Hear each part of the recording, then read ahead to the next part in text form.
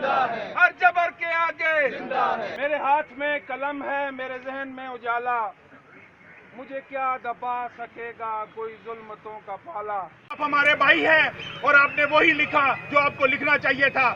اس پر تمام تر ذمہ داری مولانا فضل الرحمان صاحب کی ہے۔ ان کا یہ کام ہے کہ وہ بتائیں کہ افغانستان سے کالیں کس نے کی، کون سا ایسا شخص تھا جس نے آپ کا نام استعمال کیا۔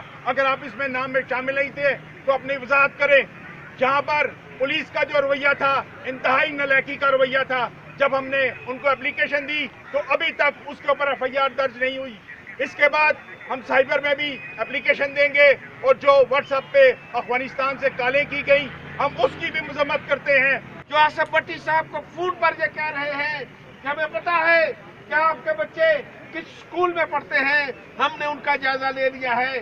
جو آصف بھٹی صاحب سے کہتے ہیں ہم نے آپ کے گھر سے نکلنے اور آپ کے دفتر سے نکلنے کے آنے جانے کے تمام اوقات درج کر لیے ہیں۔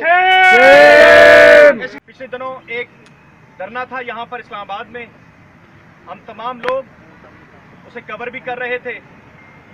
اسی دوران اس سے پہلے میں نے 24 تاریخ کو اپنے کالم میں اظہار کیا کہ اس مقصد کا اس دھرنے کا اصل مقصد کیا ہے، اور اس کے تمام وہ کانٹینٹس جو میرے علم میں تھے، میرا تجزیہ تھا، اور جو چیزیں میں سمجھتا تھا حق سچ کی بات، وہ میں نے لکھی۔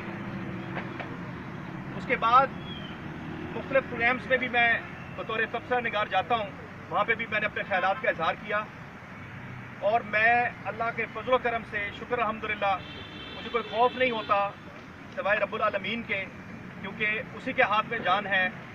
میں نے کوشش کی ہے کہ سچ کا دامن اپنے ہاتھ میں رکھوں۔